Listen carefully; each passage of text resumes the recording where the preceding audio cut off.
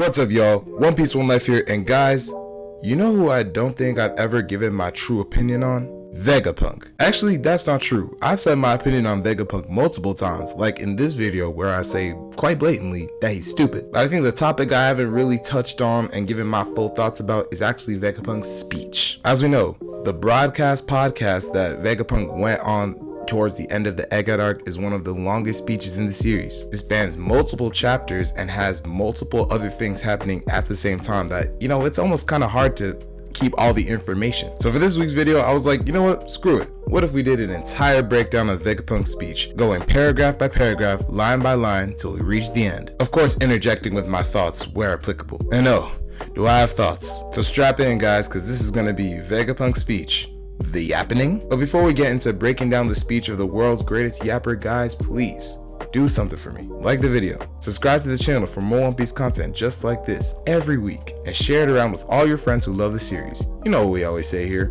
let's get it going. And don't forget to subscribe to me and my boys over at CSY. I promise you we are the next big thing. So in thinking about the way that I was going to approach this video, I decided that low-key, the best way to do this is probably to, just actually narrate it out myself. But you know what, you guys didn't come to hear my voice. Actually, you kind of did, since you know that it's my video. But for real, you came to hear the information from Vegapunk himself, and so that's what I'm gonna give to you. And since I'm trying to get into my voice acting bag anyway, I'm going to try and do a Vegapunk-like accent, at least what I imagine he would have, the entire way through. Yeah, so the accent is German as clearly shown in the One Piece dub, so I'm just going to try my best to do some sort of semblance of recreation of that. I'm probably going to butcher it. I apologize in advance. Do not jump me. Oh, and last thing to note, the version I found has compiled it all from the scans, and only because, I don't know, I feel like I just like the flow of the scans where it's better. All shout out to Viz and Official, I support it, but shout out TCB. So starting us off, we have Attention world. Hello there. This is Dr. Vegapunk, the world's greatest and most humble scientific genius. I'm sure this message will come as a shock for all of you, but please bear with me. What I'm about to tell you is the truth about our whole world. Stella, is this wise? Even if you set this broadcast to start suddenly, it may not work. What do you mean, Shaka? And see, that right there, I already don't care about the whole coffee making process. So I'm going to skip it until we get the good information. Which means we're skipping from chapter 1109 all the way to 1113, where he actually starts speaking. Now then, while my coffee could use more time to cool, it's probably safe to assume that we've given people sufficient time to set up their video transponder snails. T-minus 30 seconds still. I'm getting nervous. We'll be broadcasting to the entire world. Can you hear me? Testing? This is Vegapunk. Attention world. Hello out there. Stella, we already had an introduction when we did the signal jacket part. I know that. Fine, we'll get started. Without further ado. Now, I confess that I have committed 2 grave sins. I believe that I will soon be executed for my transgressions. So this message would be programmed to broadcast the second my heart stops beating. Even so, I want to make one thing clear, and I pray you understand me. Please do not assume the ones who strike me down are evil, regardless of whom they seem to be. I do not intend to discuss right and wrong here. Interjection. So my main point of contention with the entirety of Stella's speech actually stems from this very beginning section. Because look, I understand the whole, I'm not trying to assume who was in the right, who was in the wrong, because this is in the past, which he's going to go on to explain. But listen, I think it's pretty clear from the fact that the world governments still allow slavery to happen that they are the bad guys. I mean, everybody's terrified of them for a reason. How can we allow this to keep happening? And I just feel like because it was Vegapunk's responsibility being the one who wanted to share this information, I feel like at least telling the world that, yo, by the way, we're ruled by a lot of evil despot rulers. Some of you won't want to convert to whatever other side is going to go against them, and that's okay, but at least you know. To be fair, when it was happening, a lot of people were saying, well, maybe it's because from the way it looks, it's going to seem as if Luffy has killed him, and so he doesn't want Luffy to be caught in the crosshairs. Which I mean is possible, but I don't believe that that's what he was intending. I think it was genuinely saying that with the information we currently have, we cannot make a conclusive argument as to which side is good and evil. And from an outside perspective, obviously, it's easy for us to say, yes, we know who is evil. But I just think that if you're the world's smartest scientist with a brain that's said to be 500 years in advance of everybody else, I feel like you'll be able to piece some things together. But I digress. I'm sure what I'm about to say will be hard to accept. Some of you may think of me as a madman, or even an idiot. That said, it is still my duty to ensure that everyone is aware of this issue. I'll cut to the chase. Our world is about to sink into the ocean. Which, might I just say, as the ending of the chapter is one of the craziest things that we've ever gotten just dropped on us in One Piece. Because what do you mean the entire world is sinking? Though of course, there are definitely signs, which you can see up in this video, of just how many times Oda seeded this in the story. Please humor me for a moment as I make a prediction.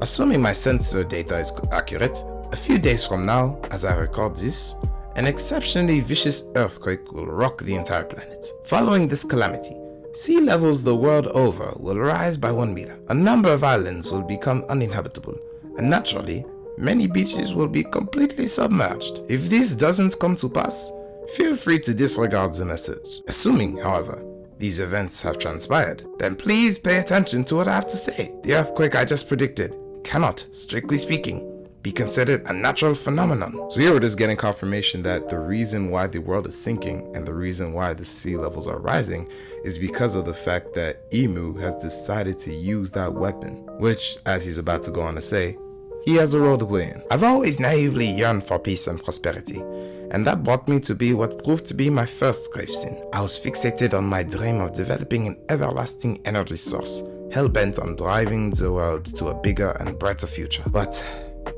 I flew too close to the sun. I shouldn't get ahead of myself though. In order to understand where the world is heading, we must first address the past, specifically what happened between 900 and 800 years ago. A century-long period that most think of as a blank part of history. Fittingly, it is known as the Void Century, since all information about it has either been erased or lost. And that is true for the most part, but there is one last key to unlocking some scraps and echoes from back then. The poneglyphs, those lonely stones dwelling in various quiet and calm lands all over the globe. The text inscribed on them, once decoded, is our one and only method of glimpsing this unknown past. Despite this, any attempt to decipher the poneglyphs is considered taboo by the world government. Which, I don't know, Vegapunk, maybe therein lies the inherent problem with the world government. I'm just saying. And so, I felt compelled to commit my second grave sin. I betrayed the government and studied this forbidden era myself. I was fortunate enough to inherit several documents from a certain group of exceptional archaeologists, and that allowed me to decipher a number of poneglyphs. I pursued this research as far as possible, and I have no regrets. In this part, of course, we have Vegapunk just explaining that when all of the poneglyphs come together and are decoded, which is going to happen by Robin because that's her dream, that's when we're finally going to understand the full scope of the Void Century. That's interesting because it makes me wonder when we're actually going to get the Void Century flashback, especially considering the fact that we already started with Joy Boy and Emmett's small flashback at the end of that chapter. Will we get it once all the poneglyphs are together and it's kind of going to be like Robin telling us a story? Or is it going to be more through another character that knew Joy Boy in the past? Hell, maybe even Emus. And it really sets up for us the fact that Vegapunk actually knows a bit of the Void Century and we're actually getting some of it now. History is a story after all, and in truth,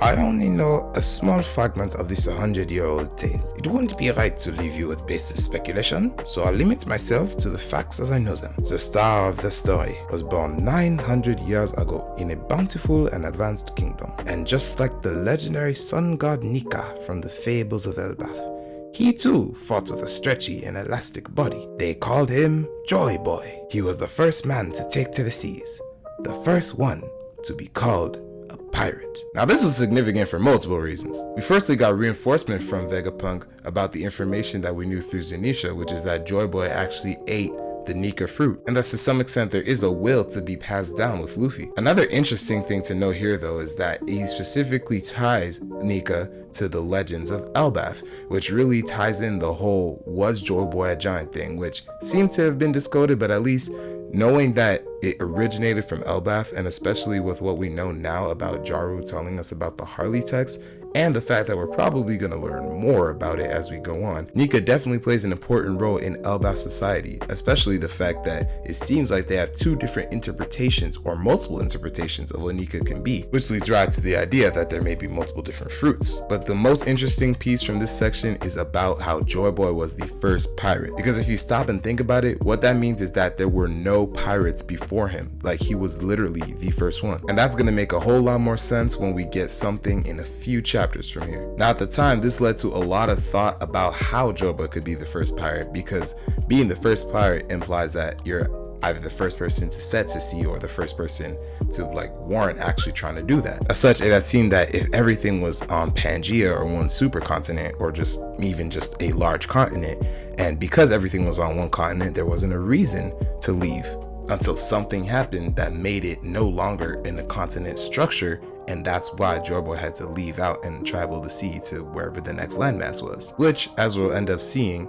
ended up being basically right. You may be wondering how he came to be known as a pirate. Do bear in mind, I only have access to a handful of poneglyphs, but their combined narrative clearly chronicles an unbelievable history about a great war in the distant past. During that period, Joy Boy faced an enemy, the organization known as the World Government. Back then, they were merely the Allied power, a temporary coalition consisting of 20 separate kingdoms. It can be assumed that an alliance was the only feasible way to oppose the formidable faction to which Joy Boy belonged. I am afraid that the cause of this conflict still eludes me, so I do not presume to judge the morality of the combatants. I can, however, say that this war was a clash of two opposing ideologies. I mentioned earlier that Joy Boy was born into a fantastic civilization, one so advanced it is hard to believe that it existed over 900 years ago. The weapons that existed during this century-long struggle are far beyond our modern science. The thing that struck out to me from this piece is about the two clashing ideologies and what that could mean for the One Piece world moving forward. Because a lot of people will probably say that the two opposing ideologies is one of freedom versus oppression and how those two things interact. Obviously with Joy Boy's side and now Luffy's side being freedom, while Ibu and the world government represent the oppression and uniform that they want to like dictate over the world. With the idea being that Joy Boy couldn't be the one to truly usher in the freedom, and which is why as his fruit is passed down and his will is passed down until it reaches Luffy, he's eventually going to be the one to do that. Such technology is baffling even to a genius such as myself. And therein lies our problem. The Void Century ended with Joy Boy's defeat. But the aftermath had grander consequences. The wake of the ancient conflict scarred the world, and those scars never healed. We all know travel between islands can be excruciatingly difficult. The seas one must traverse are so vast and perilous. Most people are content to live and die in their place of birth, never experiencing a culture other than their own. That is common knowledge to us now, but it wasn't like that 1,000 years ago. Cataclysmic ecological disaster occurred during the Void Century, and the ancient world was swallowed by the ocean. We are now living atop the remnants, continental fragments of the land masses that once were.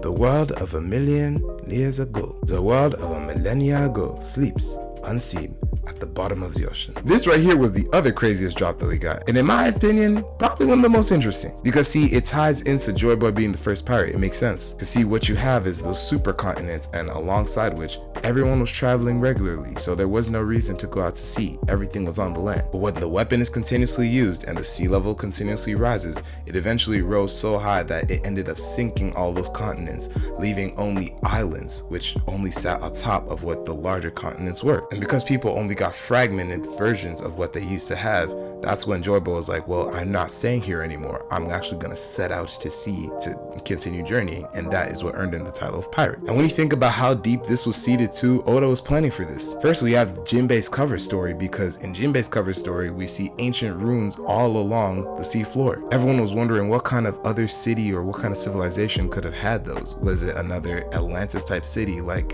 Fishman Island? But no, now with what we know, what's most likely is that it was one of those ancient civilizations that used to be, you know, on the surface. And then we also see this with Wano, because Wano itself is just an allegory for what happened to the larger world. When Wano started, the water levels were like way down here, but because rainwater continually filled up, people of Wano had to continuously build on top of where they used to live at. It just goes to show how well thought out Oda's ideas are. I know it is hard to believe on my world alone, but there were really multiple vast continents back then. This change in the world helps explain how a century of history could be censored, a feat that seems nigh impossible, but it makes sense when you consider the undeniable conclusion all the data points to. Within a mere century, the average sea level rose by a staggering 200 meters. That begs the question, how and why did such a flood occur? Naturally, your first inclination might be to assume it was some kind of natural disaster. However, I can say for certain that it was no such thing. It was a man-made calamity. If this catastrophe was brought about by natural means, there would be records denoting early warning signs several centuries early. It was a severe world-altering event after all. But all my research into meteorology, geology, ecology, and atmospheric science confirmed that there was no such natural buildup. It is impossible for such a drastic change to happen spontaneously within the span of a mere 100 years, meaning the cause lies elsewhere. My suspicions were confirmed a few days ago when I analyzed the world's current sea levels. This will be hard to accept, but the disaster 800 years ago was caused by ancient weapon technology capable of sinking the world, and that very same firepower evidently still exists, just waiting to be used again. In other words, the Great War that ravaged the world during the Void Century is still ongoing. Now, people didn't know how to take this at the time because we were trying to figure out whether it meant that the world government actually used the ancient weapon Uranus at that time, and that the mother flame isn't obviously the ancient weapon itself, but the fuel that the ancient weapon needs to fire. Which, if York can do that all by herself,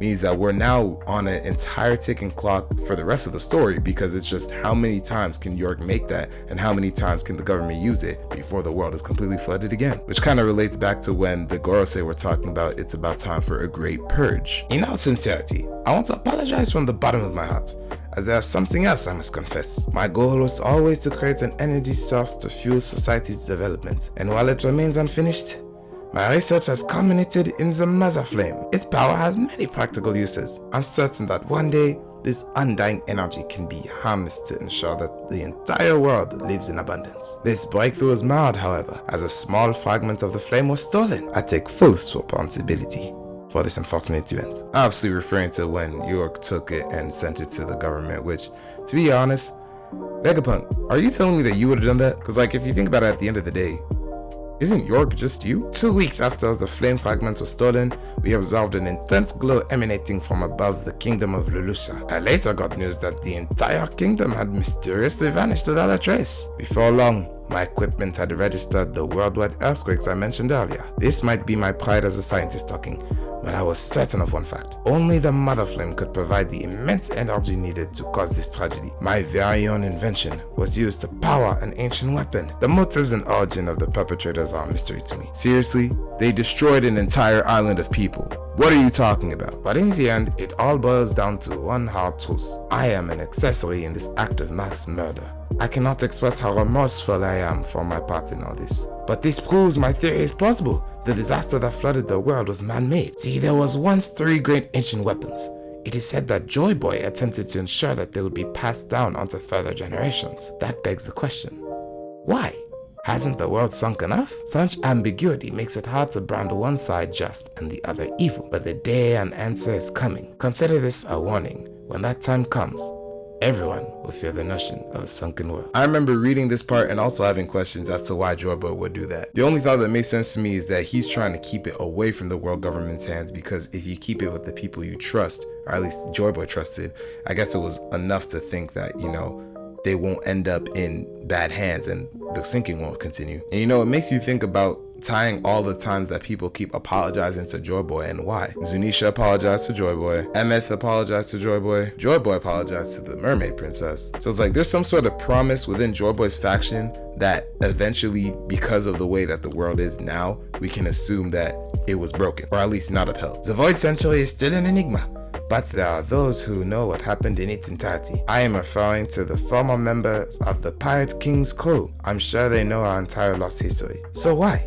Why would they just fade away without telling anyone, without telling a soul? Why didn't they act? And you know, there was a lot of fraud Rayleigh comments around the time that this chapter came out, but my whole thing is, it actually makes sense when you think about it, because what could they do? Remember, the entire point of Roger naming it Laugh Tale is because it was so preposterously funny that when they got there, they couldn't do anything about it. Roger specifically said, we're just too early and the time isn't right yet. Now, I realize I've been quite vague on this point. However, I can't add anything further other than baseless speculation. I have one last message I wish to impart. It is for those of you who are scattered all across the world. Those of you who carry the letter D in your name. Among you, there is... and their name was... nothing of the sort. That's why... that CC inherited aspect We can call it a will. And to those that have suffered for this, I can only pray my voice reaches you. Now, I remember that this was one of the craziest and most contentious points because everyone was wondering, what is it that he was about to say? There's even looks into what the Japanese versus the English was saying with the official translation and everything. And here I feel like we're having a kind of Chekhov's gun type of situation happening here, where the simplest answer is likely the correct one. Is that Chekhov's gun? I'd have to check after this. But I think that simple answer is just that he was about to say there is a traitor amongst you, or one who does not truly bear or deserve the will of D, and at least in terms of what the D represents and those inherited aspects, they don't deserve that will. Looking at you, Bumbeard. Someone once told me that the voices of the past call out to you. History is written by the victors, and the words of the vanquished are usually cast into a deep, dark ocean. That being said, their truth can still come to light if the oppressed carry it on their backs and endure. For my part, I am leaving to this world, this broadcast of mine. I'm praying that it gets transmitted safely. I realize it would be foolish to blindly trust in a one-sided account of a 900-year-old battle, but I think we should be able to scrutinize and learn about the past from every perspective possible. I only wish I had more time, but there are those who cannot be stopped. 25 years ago, the pirate Goldie Roger achieved the unprecedented by circumnavigating the entire globe. I have no doubt they heard the whole thing. They must have heard the voices of the past from the purest source possible. I'm confident that you have all come to the same conclusion at this point, and I anticipate that is what will ultimately determine how things transpire in the future. Now with this, a lot of people were thinking, well, if Roger and his crew were hearing it from a pure source, would that be almost some sort of maybe time travel aspect happening? Or maybe there's something on Latil itself that is projecting the voices of the past to literally allow them to hear? Or maybe would have allowed them to hear if it was the right time, but it's not? Which ties into the theory that is going to be releasing in a few weeks, so stay tuned for that. A day of awakening is coming, where all the secrets of the Void Century will be uncovered. We know the weapons technology that sank the world's continents are still in use. That power is out there. Those with rare and unique racial ancestry are relentlessly persecuted and slaughtered today due to some mysterious quirk of history. There will be a reckoning on the day those answers come. You must be on guard to protect yourself, no matter what happens. I have faith in humanity's capacity for wisdom. I have faith in science. Roger died 25 years ago, and it's been 2 years since Whitebeard's death. A new age is heralded by the passing of old legends.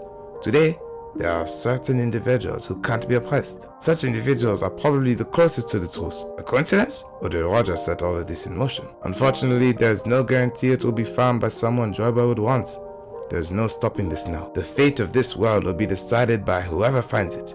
It all depends on who finds the One Piece. And then the transmission ends. And it's around this time, of course, that we're getting the panel of the final 12, just putting into perspective, everything about this world still ties into finding the One Piece. And I feel like this was just really important framing for me, because if you think about it, the last time that we had like true framing of this goal was pre-time skip. Of course, Luffy always says it, I'm gonna be the king of the pirates and find the One Piece. We know that. But in terms of putting the race to the One Piece itself as the main goal, as the main focus, we haven't had that since Punk Hazard, because we've been going on a chain of Punk Hazard, Dressrosa, Zoe, we have to stop at Whole Cake to get back Sanji, and all that leading up to Wano to defeat Big Mom and Kaido. So I think reframing this as a listen, I know it's been a while, but the One Piece and finding the One Piece is still important. In fact, it's so important that it's going to determine the fate of the world. So with all that being said, guys, listen, I still have my feelings about Vegapunk, but I still have to acknowledge that he's had one of the most influential presences in the story. Everything he's done, everything he's built, whether it be good or bad, Vegapunk has touched it in some way, and we're still feeling the ramifications of it to this day, even on Elbaf. And so you know what, Vegapunk? I salute to you. Rest in peace. Which is what I'd say if he was actually staying dead, but it's made very apparently clear by Lilith that she's about to bring him back in a perfect clone body, so everything about this entire death was pointless. But hey, that's just Oda. But guys, I want y'all to tell me, what did y'all think about Vegapunk's speech, especially as it was happening? Because I know there was a lot of other moving parts, and you know, we didn't get as much in some chapters because we were still having to focus with the whole Gorosei situation and the Straw Hats and everybody escaping. But just playing it back, hearing everything that Vegapunk had to say, how was that for you guys? I don't really get into lore piece as often, but I'm still obviously interested in it. So as somebody who's kind of trying to learn what other people think of it as well, please tell me all your opinions in the comments. Now that's gonna be the end of the video, y'all, but before we go, like it, subscribe to the channel, and share it around with all your friends who love the series. Remember, I'm trying to build a community, but I need your help to do it. Well, that's gonna be all from me. I'll catch you on the next one. And always remember, one piece, one life. Damn, Vegapunk yapped for approximately 40 minutes straight. That's not okay. Now, why would Vegapunk do this? He knows that there's gonna be other people trying to condense the entirety of his fight into just a smaller video. And yet, here he is making me record for almost an hour. But hey, I at least hope that hearing the voice was worth it. For all voice acting roles, you can email, well, my email.